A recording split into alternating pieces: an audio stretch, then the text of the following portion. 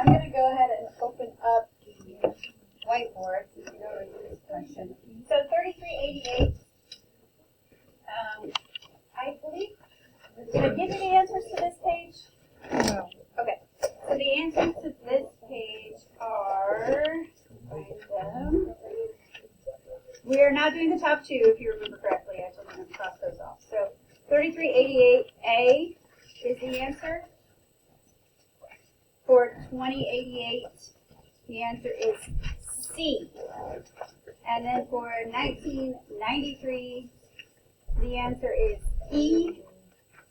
And 3493, the answer is. So we have. Sorry, didn't have to do that one. So just A, and then 20 from 1988. By the way, if you forgot, this means that it was number 33 in the test in 1988. Number 20 from the test in 1988. And 19 from the test in 93 was. So those are the only three we have yet to go through. So let's go through those real quick. Let f be a polynomial function with a degree greater than 2. It says a cannot equal b. Now these are different values. F of a equals f of b equals 1. So I'm just going to get a visual of what that means. So we don't know where A and B are, right? So let's just say they have the same value of 1. So like here's two values that are the same. Now what happens in between those values? Did I skip one?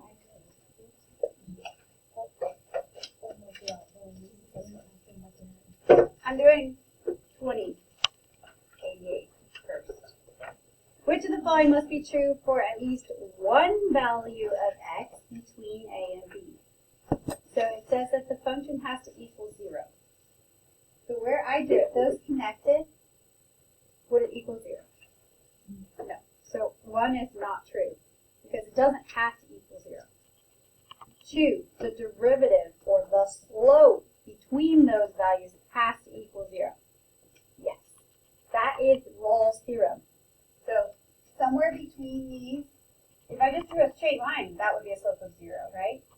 What if I drew like something like this? You would still have a slope of 0 here. So if the two values are the same, there has to be a slope of 0 between them. And then the last one, it says the second derivative has to equal 0. Does there have to be a point of inflection between those two values? No, it doesn't matter how close or far apart they are, there does not have to be a point of inflection. Okay? So the only one that is true is 2. Somewhere between them, f prime has to equal 0. That's the only thing that's true out of this choice. All right, let's go up one. The absolute minimum. How do you find a minimum? Critical values, plug them in, right? If it's an absolute minimum, you also need to check the closed endpoints. Does this one have closed endpoints? Yes. So you also have to check the endpoints. So we're going to say that f prime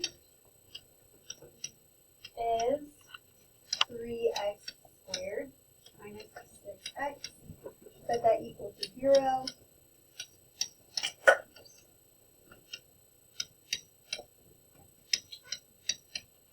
By 0 and 2.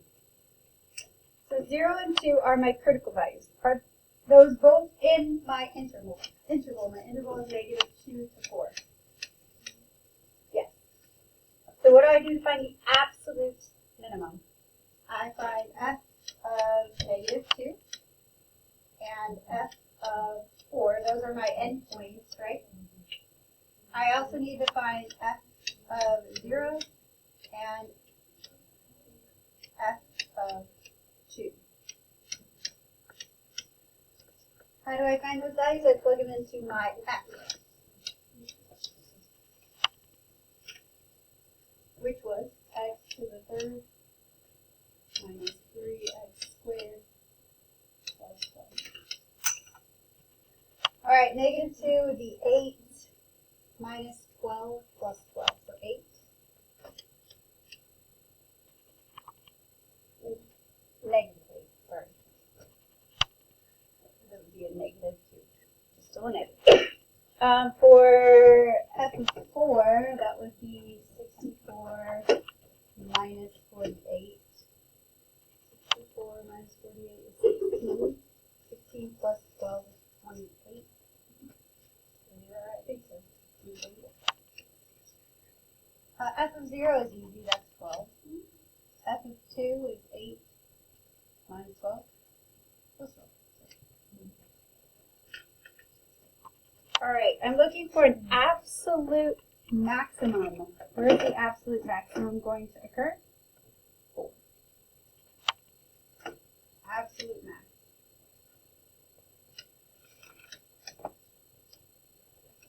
Sometimes the College Board calls that a global. Over the whole interval. That's the high side. If we were asked to find absolute min, what would we say? F of negative 2. Negative 2 is negative 8. Okay, the last one on this page, and then we'll move on to the AP classroom assignment. Let f be the function defined by f of x equals x to the third, for x less than 0, and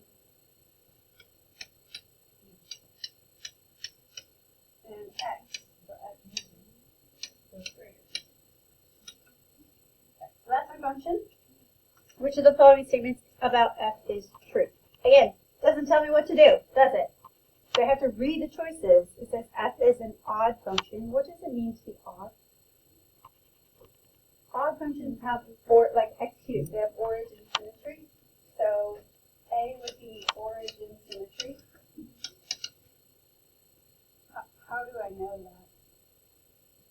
Can you sketch this? You should be able to. What's a cubic look like? Cubic goes, right? But it's only, like, we don't have this part of it. This one's linear. Oh wait, I got the wrong side. Sorry. We don't have that part of it. What's x look like? Straight line, right? Or diagonal, everything like that. Don't have the left side of it. So that's what it looks like. Does that look like it has origin symmetry? No. So B says f is discontinuous at 0. Do I have to pick up my pencil? Pen? No. They're both, if you plug in 0 to both functions, you still get 0. So 0, 0 is, it's like a point on top of itself. So it's continuous. So A is out, B is out. By the way, I always look through all of the choices on these. If I think A is the answer, and then I look at B and I think, oh wait, B could be the answer too, I might have read the problem wrong. Because sometimes I read it as which of the following statements is true or not. You know what I mean? So if you're getting more than one correct answer, you might have actually been finding the wrong thing, where it should be false instead of true. So just make sure you do read through all the choices, even if you think you're correct. I have caught myself before, like, doing the opposite. Alright, C. F has a relative maximum. Yep. So C is out. No. D. The derivative equals 0. Anywhere where the derivative equals 0. Oh, the derivative at 0, sorry, equals 0. This is a corner point.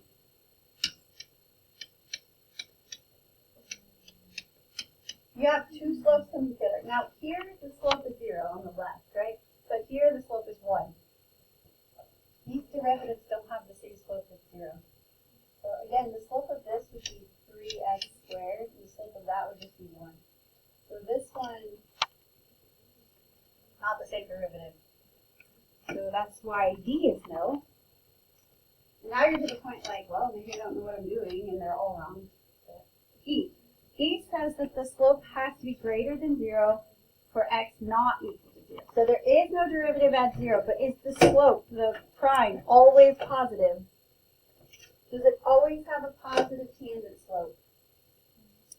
Yes. So that's why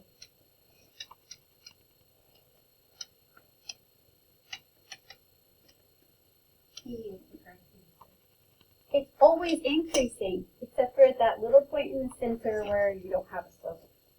There's two slopes coming together. Any questions? Could you study this topic? That's my question for you. You could. Go back over everything. Next week we'll reiterate those. You know what I talked about yesterday with the F prime graph? Guess what we're going to do for one of our free response questions on Monday? We're going to look at an F prime graph, and we're going to be able to answer like where F is increasing, decreasing, min, max, all that stuff. So you will get that practice over again. All right. Who's ready for some AP classroom? Who's ready for 3 o'clock? All right. Let me open up my AP classroom and log in real quick. I'm still not back. I'm serious. This seems to be the oh, yeah.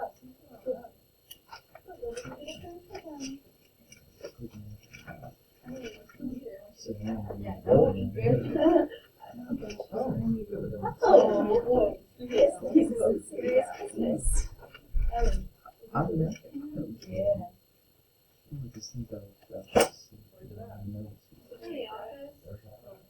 How bad does it smell? It smells great. It was great in 2019 and nobody's worn it since. Oh. Is it okay? I can't see out of the bison head. Really, at all. But, So are you going to actually mask that, or are you just going to wear it? yeah, I'm just going to wear it.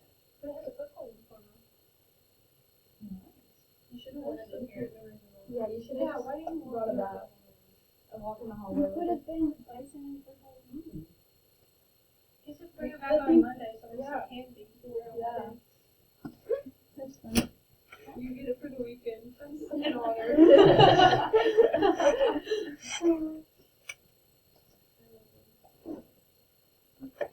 How are you going to make the most of it? I'm going to make the most Of your weekend? of it. I'm going to run every year. I'm Wow. real quick. I'm grocery shopping in it. Yeah, you're so welcome. I'll take those pictures and come back and share them. We get a bison. We get a bison.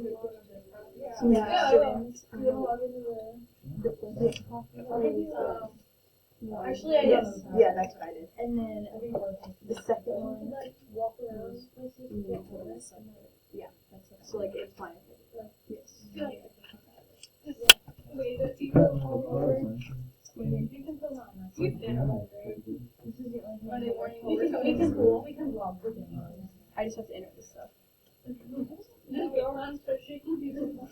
Does yours show this little explanation? It doesn't know. It's one question that no longer aligns with her course. Oh, yeah. She was doing that. All right. I know all of you did your homework last night. That's all I You have these reports that kind of talk about each grade.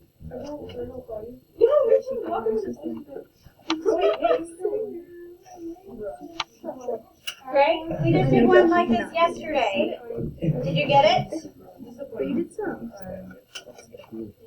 What do you have to do? Graph Graph it. Then what are we looking for?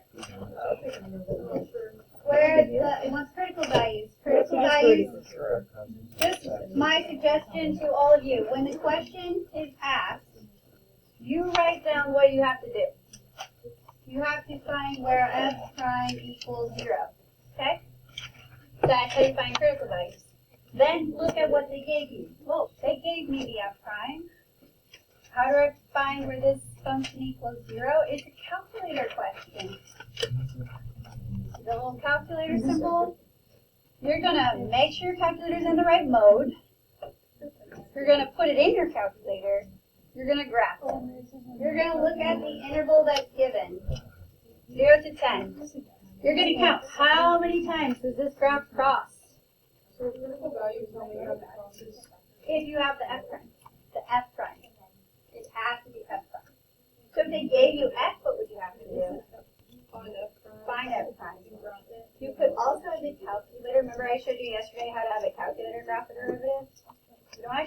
do the derivative if it's a calculator question. You can have the calculator graph the derivative for you. Okay, any other questions on this one? I'm not going to graph it for you. The answer is, well, I think it shows you the answers after you submit. So, let me tell you. Does it say it on here now? Might as well. I don't think it was. Like normally they say honors. I can't even get on it. Yeah, it's that. Sure it is. Oh, deal with that.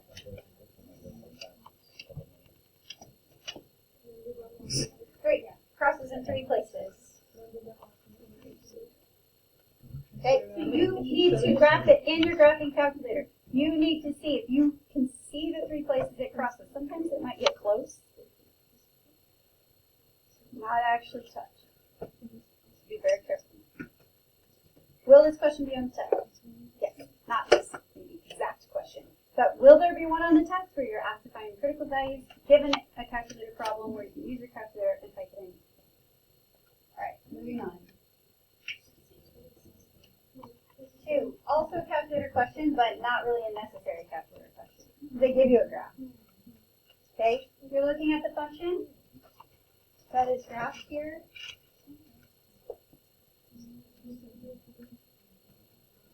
why it's like, here's like it's cut off. Maybe it's just how. Alright, but they give you a graph and they say, this is the graph shown in this interval. Which of the following statements about f is false? So before you take the AP test in May, you'll have enough practice with these true and false type questions. We do them in every chapter. So, which of the following statements is false? F is continuous. F is differentiable. So again, you're asked about false, not true. Do you see how it's easy to switch them up? So look at the graph. Is it continuous? It is continuous. So that is not false. You might even just like make a note next to it to say, okay, I know this one is true. Is it differentiable at x equals 0? No. Why wouldn't it be differentiable? Two different slopes, those corner points. This is called a corner point. Some people call it a cusp. But this would not be true. So here's my recommendation. You think, oh, I got the answer, it's B. Don't just stop there, because you keep going and make sure you know all the rest of them are true, so that you can catch your mistakes. So C, F has a critical point at 0. Is it a relative min or relative max? Yes. I think it's in my way of my photograph. There we go. D, F has an absolute minimum at 0. Yes, it's the lowest point in the region. And E, the concavity of the graph F changes at 0. Yes, it's like a upside down sharpening.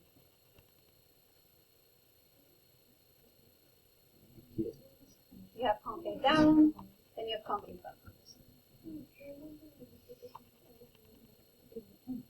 You know what I mean, like a sharpening?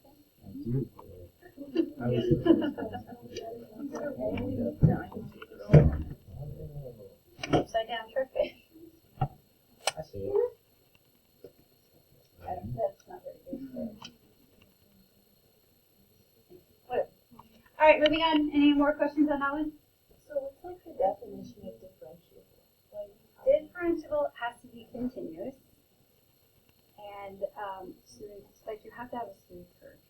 You can't have any type of corner point at a spot because that means two different slopes are coming together at the same time. So it just means you can't have like an asymptote because that wouldn't be continuous.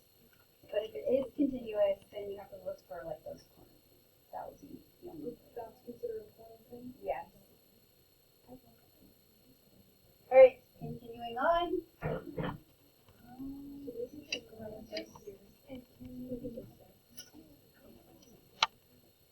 Let f be the function with the derivative. Oh, they give you f prime again. On that interval, how many points of inflection does the graph of f have? Do you remember the two ways you can find points of inflection from s prime? One is to look for your maxes and your min. Two is to graph the derivative of that. This is a calculator question. So you can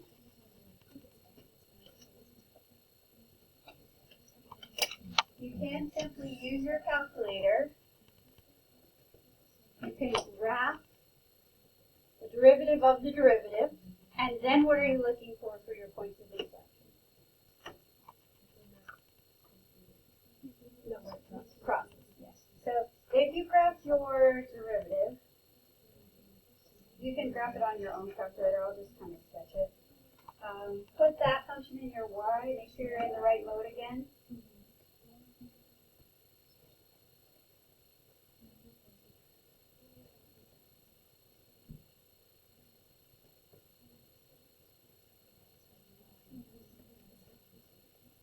My screen is almost there.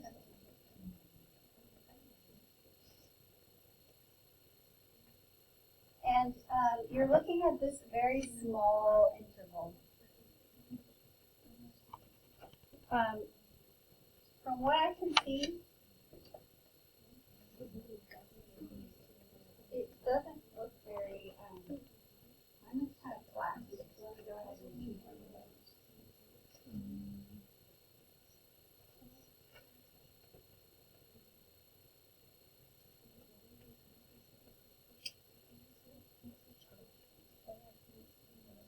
So I zoomed in to 1.8, and it looks like it does this. That's all it kind of looks like.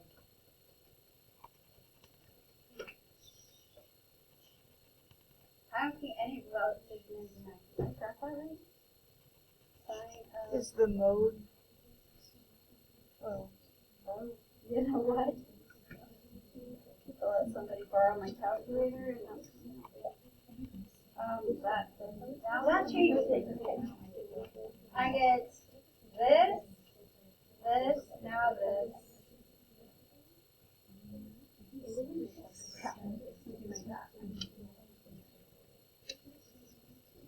I should have just graphed it in the graph. Okay, so to me it appears that there are 4 maxes in there. So I have this one, this one, this one, and this one. So 4 points of inflection. 4 places where the slope changes from increasing to decreasing or decreasing to increasing. If it were me, I would not waste my time doing a derivative if I can get the answer from the graph. Let's do it. Okay, so 4.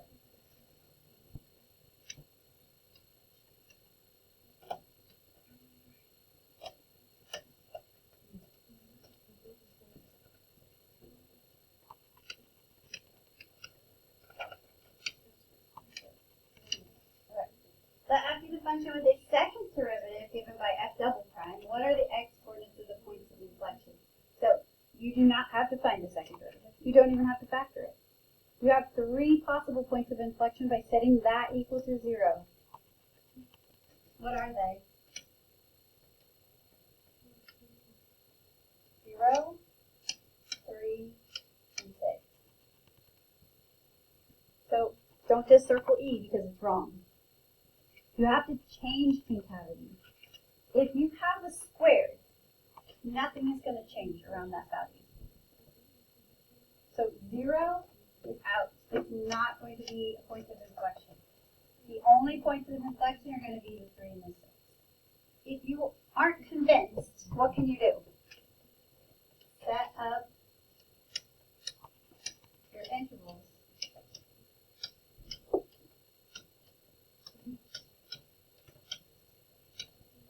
Find out what your f double prime does. Like pick a value less than 0. -1. Plug it in. That's not going to change signs. It's going to be a negative times a negative. Click in a value greater than 0 but less than 3, like 1. Positive, negative, negative. You see how these are both concave up? Not a point of inflection, is it? So pick another value. If you want to check these 3 to 6, like pick 4. Positive, positive, negative. So concave down. So it did change concavity up 3. And then from 6 to infinity, pick 7. Positive, positive, positive. Back to concave up. So the only 2 places it changes concavity is at the 3 and the 6. Again, you don't have to do that work or waste your time doing that, because if you can see it squared, you can know that's not going to change the sign. So you can kind of ignore the ones that are squared. What if this would have been squared also? Then there would have only been 1 point of inflection. Okay, you get the idea?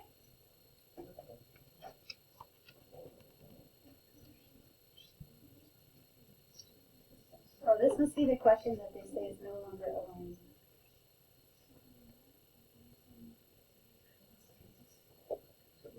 I don't know why. You see that hand is like flashing? It's because your technology is broken. Anyway, it says the derivative is given. At what value of x does f have a relative maximum? They're giving you the first derivative, right? What are your critical values?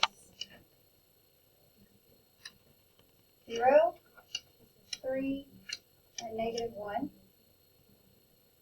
Are they all going to be relative maximums? I don't know why they're saying this isn't aligned with the test, because it kind of is. How do you know which is a max, which is a min? I'm going to set up my intervals.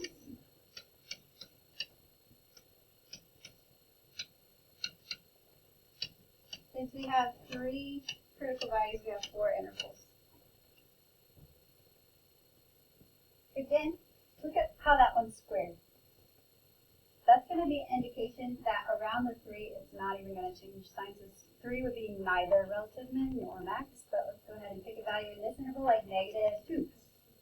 Negative, positive, negative. Negative times negative is a positive. This is for f prime. How about between negative 1 and 0? Negative half. Negative, always positive. This is squared.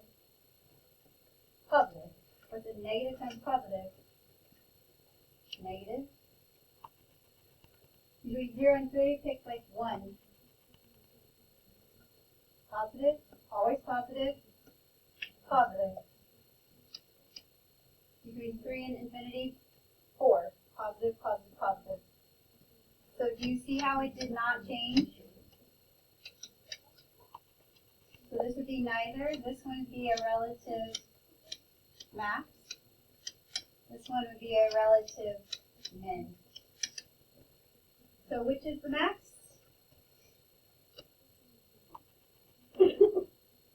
Negative 1 only. Negative 1 only. Alright, we've gone through a third of the assignment. We'll go through a couple more, but anything we don't go through in class, do you have any particular ones you want me to skip to if you actually did the homework? I mean, I was just assuming that maybe most of you didn't. I shouldn't assume that, but I've come to the conclusion that only about 5 people out of 20 do their homework every night. It's sad, but it's true. I actually before like quizzes, 9 times out of 10. You what? Okay. Get it done before quizzes 9 Keep times out of bragging. 10. Yeah. Well, that's good. I mean, better late than never. Yeah, I no, that's me. Okay. Anybody have one in particular out of 6 through 15? Otherwise, I'll just keep going. Nobody wants to act just like they're smart.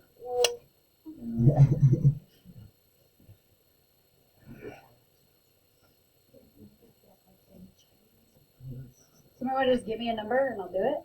Well, that's 12. 12, okay. Oh, I kind of want to 11. Let's go 11 and 12. Yeah. Here's a function. This is a non-calculator question. It says f of x equals x to the third plus 12x minus 24. Now, again, how many times have I said this in the last few days? They don't tell you what to do. The hardest part about an AP test is half the time you have to read the choices before you even know what you're supposed to do. So it gives you this function and tells you nothing. But if you read the choices, increasing, decreasing, decreasing, increasing, increasing, decreasing, decreasing, increasing, decreasing, what does that mean? Whoa. I didn't mess that up. You can't talk that fast. What does it mean in calculus to find the functions increasing and decreasing location? It means first derivative. Find where the first derivative is positive or negative. So do you see how you have to read the choices, then you know what to do. So to find where the function is increasing, we need to find where the derivative is positive. So that means we have to find the derivative. 3x squared plus 12. Set it equal to 0 to get your critical values.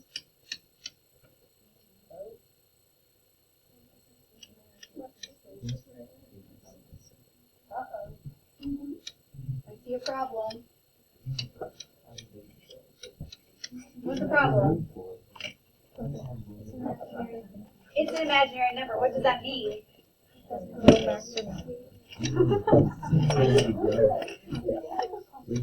means there's no critical values. What else does that mean?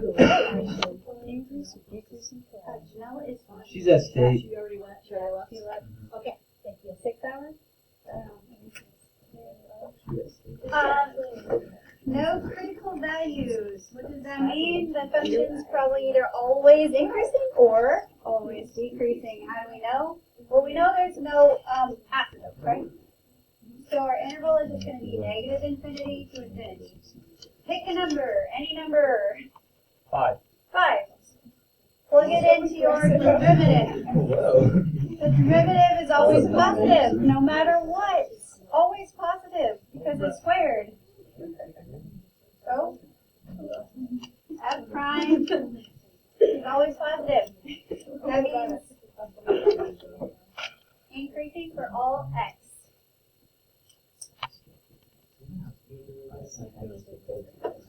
You can't have a calculator, and a cubic could go up and down. So I would have to do personally. All right, let's do the next one. I think we got time for one more. 12. Oh, yes. Guess what? This is like what we're going to be doing for our free response practice next Monday. So we have an F prime graph. Everybody pay attention. This is really important. I know we're almost done today, and it's a Friday, and nobody wants to be here. But we're doing an F prime graph. We talked about this yesterday. We're looking at this F prime graph, the derivative, from -6 to 8. Of to find which best describes the graph of F. Again, you have to read the choices. So you're looking for mins, 1 min, 1 max, 3 points of inflection. Okay? I actually do less the correct answer, but I'm going to 1 min, 1 max, 4 points of inflection. 2 min, 1 max, 2 points of inflection. 2 min, 1 max, 4 points. Okay, so you're just looking where your maxes and mins are. So do you remember doing this yesterday? Yes. Critical values are for f prime equals 0. Which ones are your maxes? Which ones are your mins? For one of each? What's this? Positive to negative. When f prime changes from positive to negative, it's increasing to decreasing. So that would be a relative max. This one here, the opposite, right? Negative to positive. Relative min. So we have one relative min, one relative max, one of each. The one in the middle is neither. Okay? Any questions on relative mins and maxes? Points of inflection. Points of inflection would be where the graph of f prime changes from decreasing to increasing, or increasing to decreasing. So So relative mins and maxes. Here is one. Here is one. Here is one. How many are there? Three. So is this one? It's not a point of inflection. Now it would be where the second derivative would equal 0, because it's like a horizontal tangent line. But it's one of those where it's not going to change concavity, because it's still decreasing. So when the slopes are still decreasing, that's where the second derivative is negative. Those would not change concavity. So here, it changes from decreasing to increasing, changing slope sign. So we have 3 points of inflection. I think that's A. A is the correct answer. All right, I have done 7 out of the 15. That's almost half. Almost half. You have to get these done by Tuesday, but Monday, we're going to go over the rest of the questions. So try and at least do some before class on Monday. I can't take the test for you. If you don't challenge your own thinking, when you go to take the test, you're going to have no clue. You have to challenge your own thinking by trying the problems on your own and then getting the solutions. If you're just getting the solutions from me, it's like, oh yeah, I could have done that. Oh yeah, I could have done that. Oh yeah, I could have done that. But maybe not. She's in that line. So I didn't write anything down.